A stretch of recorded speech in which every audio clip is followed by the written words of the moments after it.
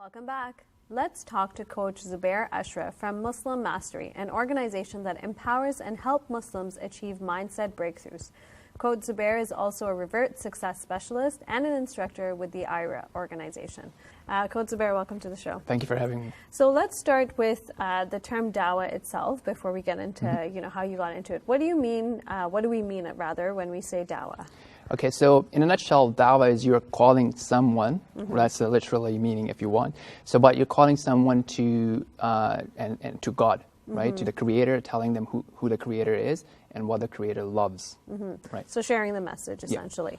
Yeah. And how did you this is your revert special, so how did you actually get into the field of Dawah? Was it something one day that you were like, all right, I'm going to do this, or how did you actually get into it?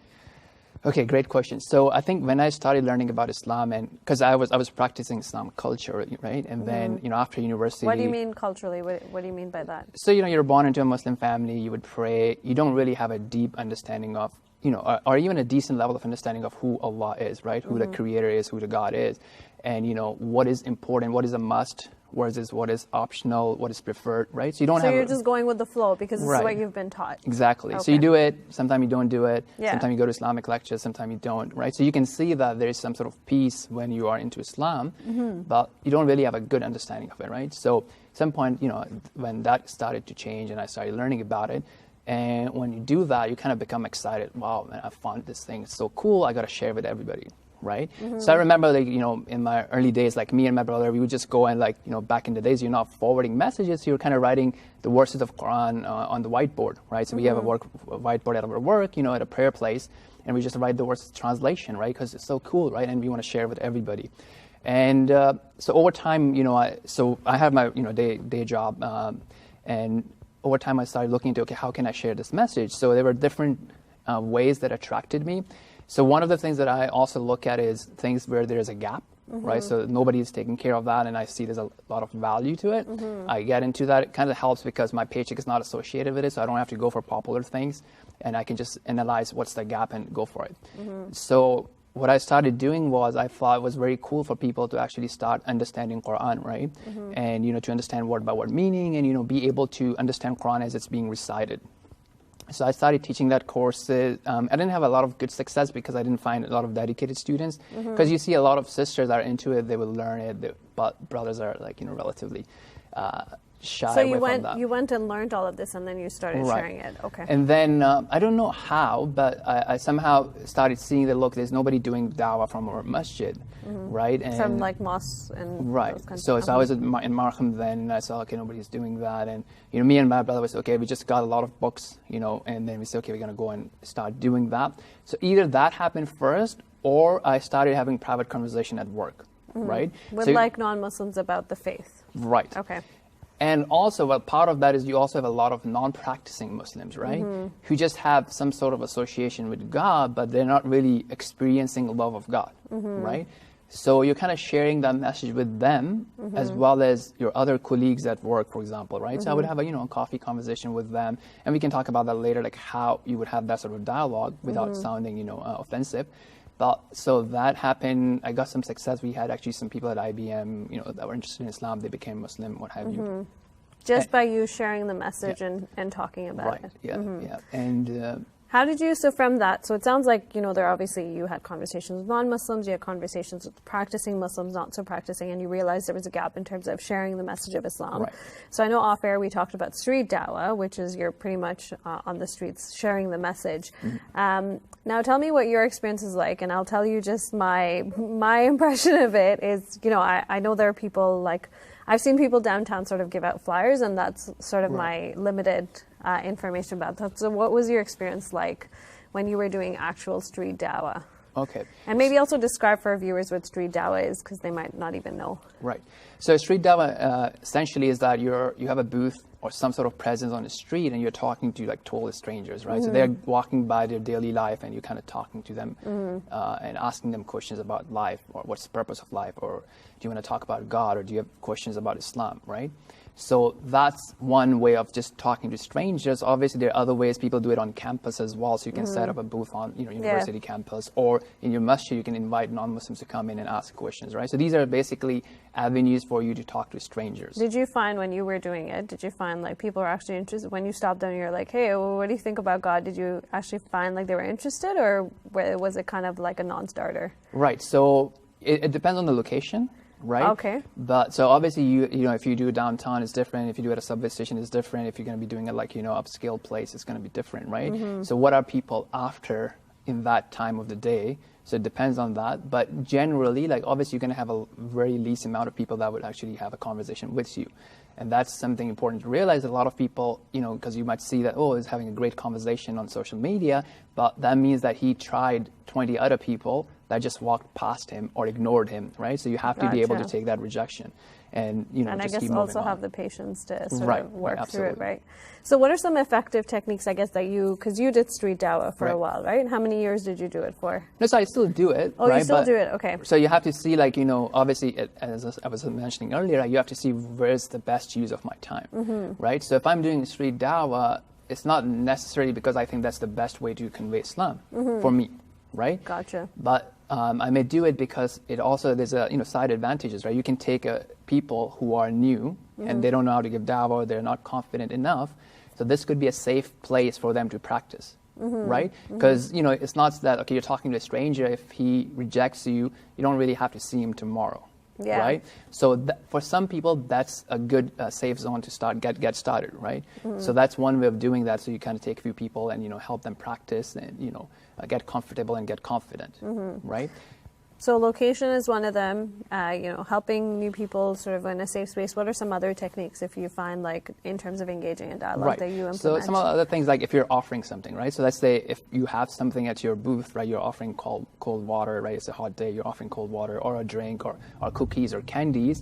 So it becomes like, very appealing in a sense that, okay, you're offering them something and you want to have a chat about something. So that's one thing that makes the person who's calling to Islam or sharing the message of Islam comfortable and confident. I guess it also personalizes it in some way, right? Yeah, so you're kind of providing some sort of value and comfort to the person who's building a rapport, right? Other ways is basically, for some people, like, they just do like, hand out flyers, right? They don't want to have a conversation and they just want to offer, hey, we have, free information on Islam. And a lot of people appreciate that, right? So I think it also kind of becomes in a sense of like, at the end of the day, we also have to see how we are serving God. Right? And part of serving God is serving humanity, right? So you can have a lot of value in your life when you're helping other people. And there's different ways of helping other people. You can go to hospitals, you can provide charity, you can provide food. And alongside that, you can also provide value for their soul, right? Because true happiness comes when we are connected with the Creator. So that can have different ways, right? So sometimes it's a conversation, sometimes it's handing out a flyer, a DVD, or, whatever, right? So whatever the means are. So people can do it in different ways. So I know it's to some people in the Muslim community as well as non-Muslim community, like if you're into something, then you say, hey, everybody should become like that, right? So if you're into entrepreneurship, you're like, oh, everybody should quit their 9 to 5 and have a side income. But that may not be the best advice for that person, right? I mean, he has a family, he has this and that, and so it's important to understand and help the other person understand, look, is this for you? Is this the best thing for you, best investment of your time? So I think that's really helpful because I know for me, I don't think I'd ever be able to go on the street and do dawah within that way. So I think some of the other ideas that you shared about really serving humanity are, excellent ways to sort of share the message. I want to address some concerns that folks might have, because when we think about dawah or missionary work, you often think of people who are coming there to sort of convert you and be like, okay, this is the right path, therefore you should, you should revert or else kind of thing. So for Muslims within this frame of work or frame of mind, is it about that, or is it merely about, this is the message of Islam and I want to share this with you and it's up to you what you want to do with it? Okay, well, that's a big question. So I'm going to break it down into three different things, right? So firstly, like when I have this sort of conversation with someone I know, right? I'm going to set some guidelines, some boundaries, right? Why are we having this conversation? So I would just start with look, I want to have a chat with you. Let's, go for coffee sometime. And, so I'm going to be talking to you about a topic that, is usually something not talked about, but I want you to understand the reason I'm sharing with you, right? Is imagine that if I found something that really gives me a lot of energy and, I feel, I found a new coffee, right? And I'm like, wow, man, you got to try this coffee. It's so amazing. I just feel energized all day long. right? And then if you don't buy into that idea, I mean, we still have the same relationship, right? The same relationship at work, collaboration, what have you. But, you know, if I find something really exciting and I really care for you, I'm going to share it with you, right? So from that angle, I'm going to share with you, you know, some of the ideas that I believe in, right? You know, and what this life is about, what's the purpose of life, who's the creator, what's after life. And the reason I'm sharing with you is because I think you're going to have a lot more value from your life. You're going to have a, you know, fuller life, and you're going to have a fuller experience after life, right? But if you choose not to agree with me, you know, nothing changes, right? We can have this conversation in a non-judgmental way, right? But then on your second thing about, like, you know, if you're not comfortable with street dawah, the second thing is basically for anyone who's not comfortable with street dawah, right? There's a unique position that you are in, that everybody is in the society, right? So you have a friend circle, your circle of influence, or your circle of network that I cannot reach out to, right? So, you know, either the message will not be shared with them directly, because if you're not sharing the message, then someone else is sharing the message. That could be the media or what have you, right? So, but if somebody who trusts you and, you know, you're friends with, if you share the message with them, that would have a much higher value than if a stranger was to share the message with them, right? So this is also something to think about, that, you know, I have people that I care about, and part of that conversation is also that, look, if I'm not sharing the message with you, I personally feel that either I'm afraid of something or I'm being hypocritical because, you know, hey, I care about you, I know this thing has a lot of value, at least I should share with you. If you don't agree to it, if you don't want to try it, that's fine. I respect that. So when it comes to dawah work itself, I want to, you know, sort of address the concern that I think people might have where, you know, there's this notion that if you're doing dawah or missionary work, your ultimate goal is you're there to show people the right path, and if they don't accept, then, oh my God, they're doomed kind of thing. So when it comes to sort of the Muslim work within that field, is that what it's about? Is it about, you know, making people revert, or is it more about, you know, this is the message and we want to share the message of Islam with you? Okay, fantastic. So first of all, I think part of our faith and getting close to Allah subhanahu wa ta'ala depends on sharing, right? So if you think about the chapter, you know, Surah Al-Asr, so it's one of the shortest chapters in Quran, it talks about 4 qualities, right? Which the 2 of them are related to you mostly, between you and God, which is the faith and doing righteous actions, right? But then there are other 2 that are connected with the community and others, right? Which is to advise them, encourage them, call them to being patient and calling them to the truth, right? So that's on a personal level, right? So part of your faith would involve that. So either you're doing that with a Muslim fellow or a, you know, who is struggling, or you're doing that to a non-Muslim, right? Now, from a non-Muslim perspective, when I have that sort of conversation, I will, you know, set the guidelines and say, look, the reason I'm having this conversation is I find this to be really cool. I think you're going to have an amazing quality of life if you had your soul being nourished, right? So I want to share that with you, and that will also, you know, improve and have a fantastic afterlife experience.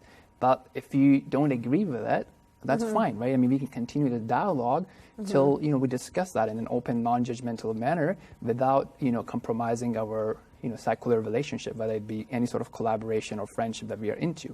And no other ulterior motives. It's just... it's just sharing the message. It's to share the message, but at the same time, you know, so let's say if you have a smoking problem, right, and I'm advising you, and I would love for you to quit smoking, right, and I'd love to show you that if you were to quit, you know, it's going to make you give you so much energy during your day.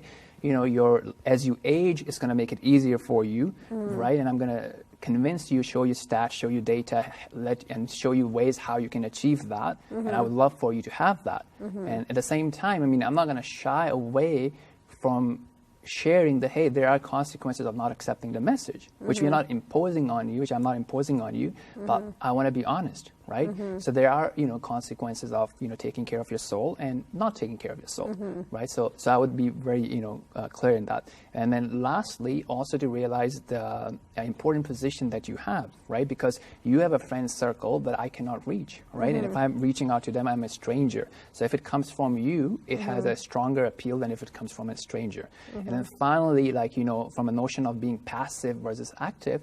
So if you look at the examples of the prophets, which demonstrated and, you know, modeled the best behavior, they would always clearly tell people, you know, what the message is. So for example, in Surah Yusuf, right, so you see that, you know, Yusuf alayhi salam, the prophet of Allah subhanahu wa ta'ala, when the companions of him asked about dream interpretation, right, so he tells them what they need. He's providing for their worldly value, but he's also concerned about something that's more long-lasting. And he tells them, he calls them to Allah directly, without any sugarcoating or anything like that. He's directly calling to Allah, right?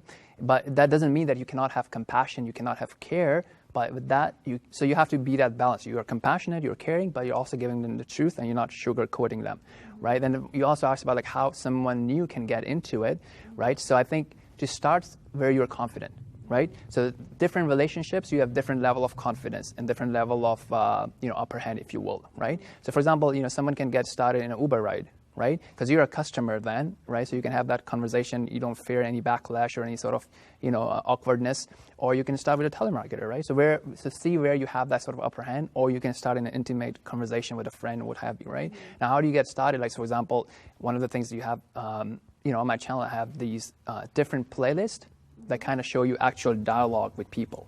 Right, so it's like somebody comes in, asks questions. How do you have that conversation? So you can use that as a model. Yeah, so you can practice that, and then just go for it. I think those are effective. So I want to just in the few minutes that we have left, I want to focus our conversation on reverts. So, part of your work, I guess, with IRA is about supporting reverts, and often what we hear in the community is there's a lot of support when an individual comes into the faith, but once they come in and they've reverted and everyone's excited, there's sort of no connection and they have no support after the fact. So what's been your experience like working with reverts, new reverts? Yeah, so I think this is really something that I'm really focusing on now, because, you would have a street dawah and then you would see that, so again, sorry, there's like a lot of different scales that you have to look at, right? So what happens from a da'i perspective, you give the message, someone says, okay, it makes sense to me, I want to become a Muslim, and it's okay, this is what you say to become a Muslim, this is what you believe in, you kind of revisit the faith, but sometimes they do a week closing, right? So that means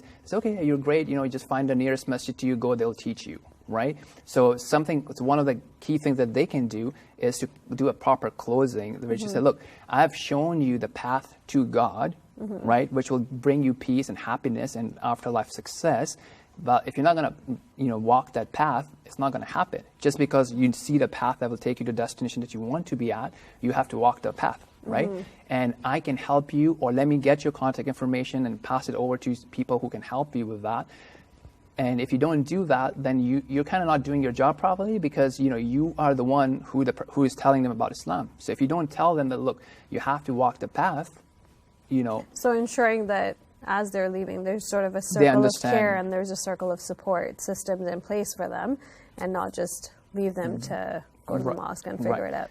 Yeah, and then the same thing when people come to the mosque on their own, they want to convert, right? Or they want to become a Muslim. So we need to, so this is two things. One, I'm calling this like, the leak in the Dawah funnel, right? So a lot of people, okay, I want to share the message, but when the people understand it, then I leave them alone, right? So that's not success, because the person is not going to be learning about God himself in most of the situation. It's going to be back in, in their own thing, right? In their own struggles or passion or career or what have you.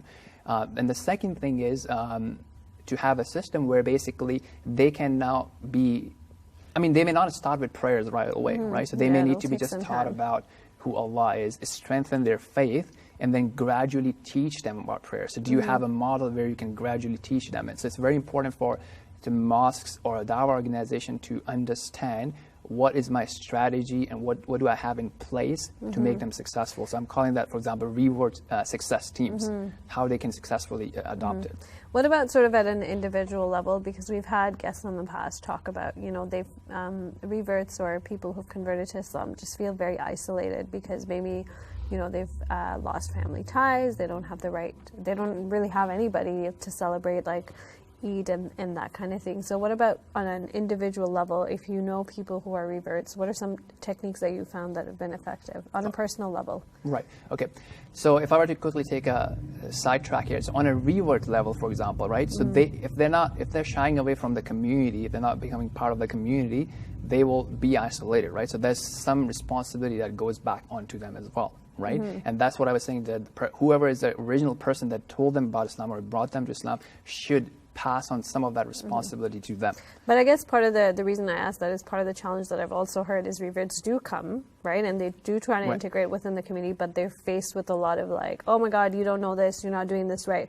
Like a lot of like harsh criticisms, and obviously that's going to turn them away, right? Like they're not going to come back. Right. So then what do you do in that situation? Right. So yeah, that's what I was trying to answer, right? So you have, first, they need to understand what their responsibility is, right? The second thing, what we try to do, and and I think this should be done more, is to educate the community, right? So community who's not going to be directly connected to the convert, but how should they behave around them, right? So one of the most important things is that please do not correct them, right? So do not comment on their tattoos or earrings or hijab or anything. Even if they make mistakes in prayer, please do not correct them, because you're just a general community.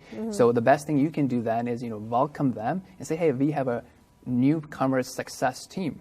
Do you mind me taking your contact information, and somebody can call you from there, right? And then the third thing is to have dedicated personnel that we can train. We have trainings for that can then look at it in a holistic manner, right? So when they're doing that, so they're looking at it from, okay, how do I now take this individual and help him or her to have a better relationship with God? And they're also looking at it from a holistic model to see their social needs. How can I find right-minded people for them to connect to? How can I keep bringing them to events in the community and make sure that they're not feeling isolated, right? So you have these three levels. First, having a revert success team, specific people, training the community members on how to behave around them, and also helping the revert understand their responsibility. I think that's an effective system, and I hope it'll be implemented, and looking forward to seeing how that works. Thank you so much for taking the time to come on our show. If you want more